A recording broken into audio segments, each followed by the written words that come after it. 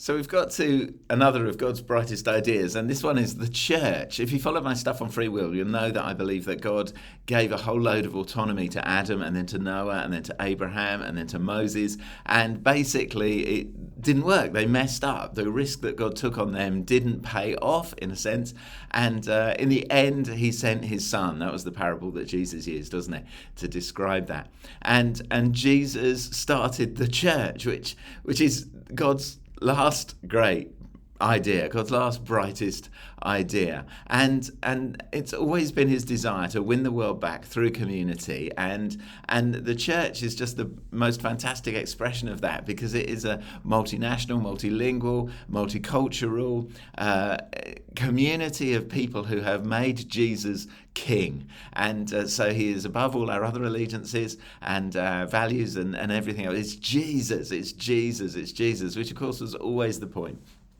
And that I think is just amazing, just fantastic. And every time we, as church, don't live up to that, then we mess up. You know, we start to do all sorts of horrible things and all sorts of horrible power and misuse of power and misuse of money and all the rest.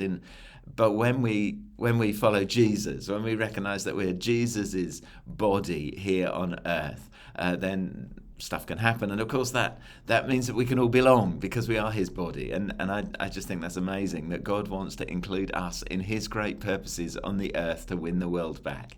And as we tell our neighbour about Jesus, as we invest in church, as we come together to pray, as we worship our head, as we do the activity of church, then we're investing ourselves and getting involved in something that is God's brightest idea. And I just think that's a fantastic opportunity. So I'd encourage you to think about how you might do that and support one another to do that. You know, pray for each other's church involvement tonight.